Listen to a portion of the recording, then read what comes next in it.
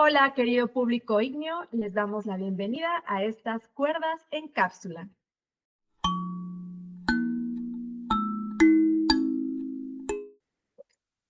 Somos Ignacio e Inés y en esta ocasión estaremos hablando del quinto capítulo de The Last of Us, la segunda temporada. ¿Cómo están?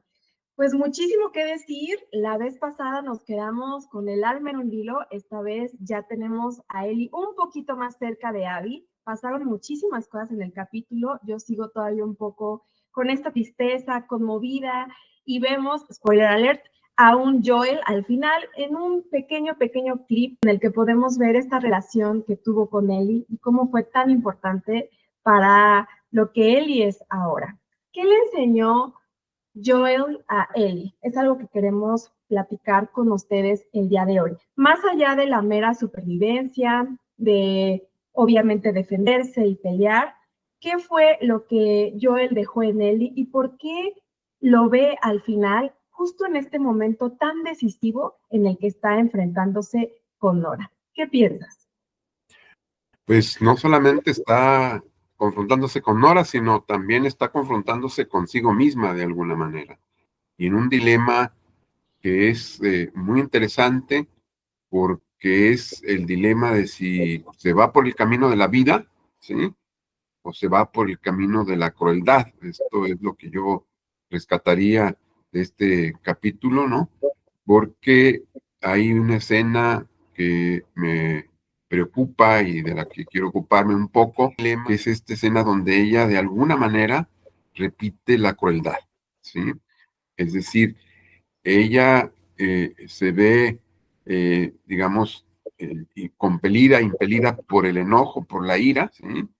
A pesar de lo que el pequeño diálogo que tiene con el personaje con el que está, y ella es presa de la ira y del enojo, y entonces desata esto en ella, una crueldad hasta cierto punto inusitada, ¿sí? Que no se había visto en ella hasta este momento, y curiosamente, y esto queda un poco medio abierto, en ese momento también viene esta escena que nos hace pensar en la herencia, entre comillas, que le proporciona o que le dejó Joel, ¿no? Que son varias cuestiones que podríamos pensar. Una de ellas es la herencia de la vida, ¿no? Y la herencia del arte también, el tocar la guitarra, ¿no?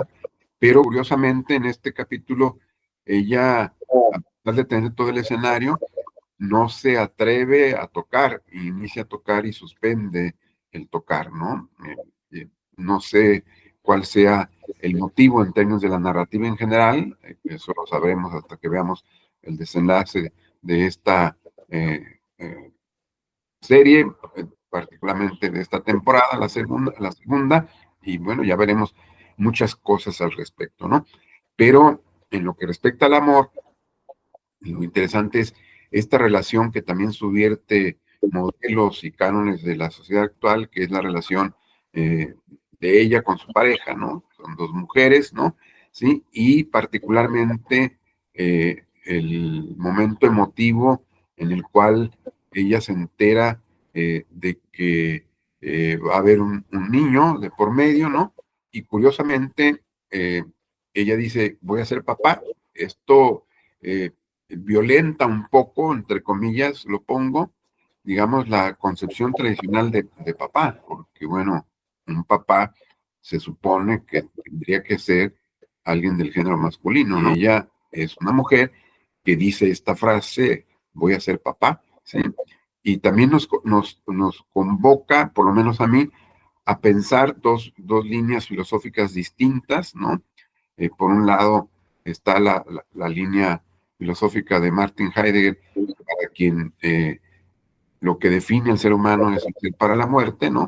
Y por otro lado estaría esta otra línea que tiene que ver con una discípula de Martin Heidegger, que es Hannah Arendt, donde es la natividad, es decir, el nacimiento, lo que daría la pauta para hablar propiamente del humano, ¿no? Y aquí lo que se está anunciando o preanunciando es justamente esta cuestión de una posible natividad, es decir, un posible nacimiento, ¿sí? Donde Eli sería esta persona que encarnaría una función que se supone exclusiva del género masculino, que es la función de padre, ¿sí? Y que justamente en el momento actual, ¿sí? Ante lo que estamos, según mi manera de leer las cosas y el mundo, es ante una redefinición radical del concepto mismo de familia, ¿sí? Y por lo tanto una redefinición de las funciones paternas, de la función materna, ¿no? ¿Sí? Y donde esto está puesto en juego en esta serie en este momento. Ahora que mencionas el tema del amor y los vínculos familiares, entendiendo también la familia como algo que está en recomposición todo el tiempo, una institución que definitivamente no es la misma que fue hace décadas o hace siglos, ¿cómo podemos ligar esto del amor con la vida verdadera? Porque justamente tú próximamente iniciarás un seminario sobre la vida verdadera y cómo el amor nos puede llevar a trascender más allá de la mera supervivencia en un escenario apocalíptico. Pues es una tarea que siempre ha sido de la filosofía, de alguna manera, esta preocupación por la vida buena o la vida verdadera, ¿sí? No significa necesariamente lo mismo, pero lo interesante de este tema es justamente cómo está abordado aquí en la serie. Es decir, estamos en un medio donde lo que campea por todos lados es destrucción, son cadáveres, son ruinas, ¿sí? Y es la amenaza latente paradójicamente, de una vida salida de sus cauces, ¿no? Es esta contagio por los hongos, ¿no? Y que amenaza la vida, digamos, normal, ¿no?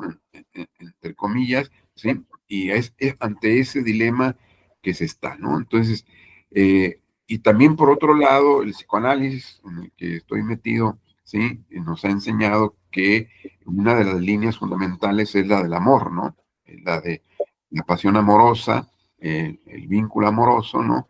El eros, para decirlo en términos griegos, ¿no? Que fue tan caro a la filosofía griega y particularmente a la filosofía platónica. Pensemos en este diálogo del banquete, que es un diálogo hermosísimo y que yo recomendaría muchísimo leer hoy día por todo lo que nos enseña respecto justamente al tema del amor.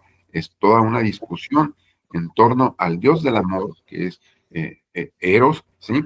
Y en esa perspectiva, ahí se nos plantea toda esta cuestión de que la apuesta tanto de la filosofía como del psicoanálisis es siempre por la vida, es siempre por el amor, ¿no?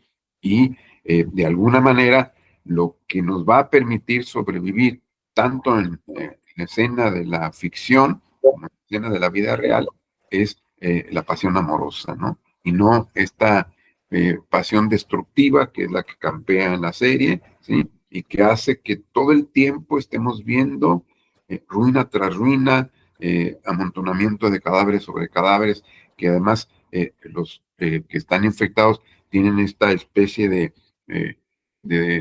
don, de virtud, de levantarse de la muerte para ir a consumir a otros, ¿no? ¿Sí?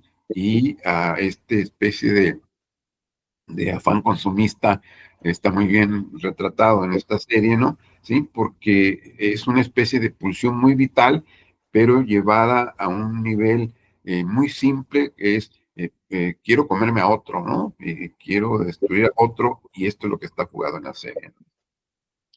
En contraste con el amor tenemos la guerra y la lógica de la guerra y de muerte, que vemos muy bien también en este capítulo con los scars o cicatrices y los wolves o lobos.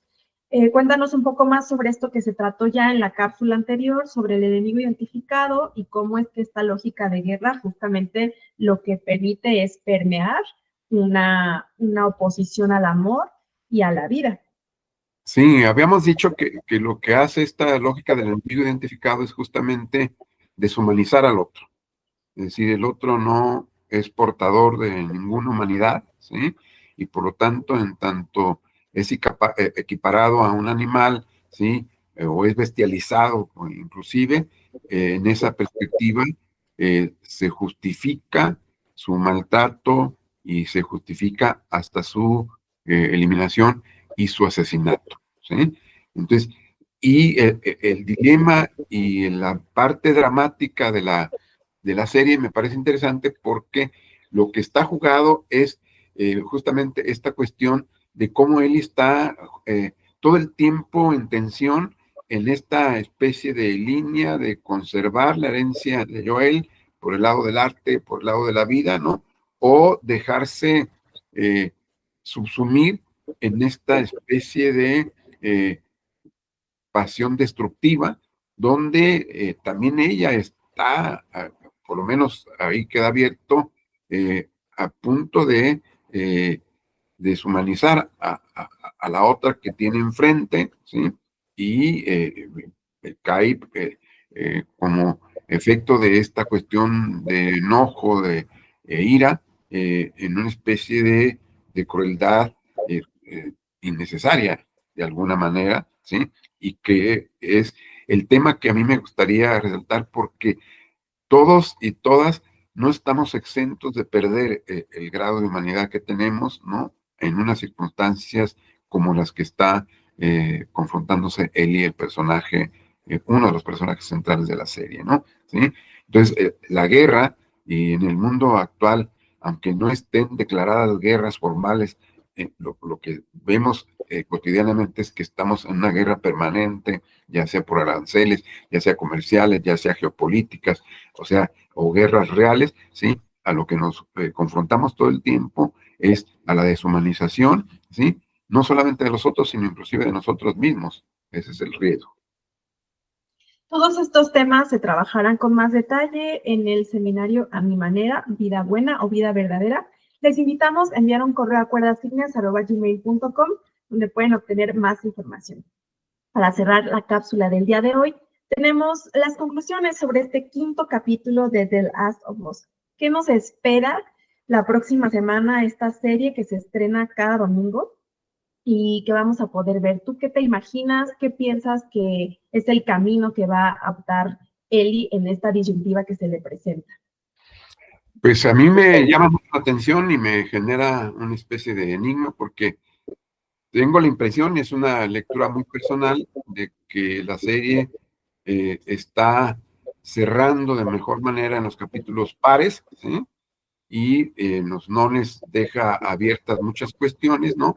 Y en el final de este capítulo, que es el quinto, justamente se da esta situación, ¿no? Donde Ellie está en este arrebato por parte de la violencia y la crueldad, ¿no?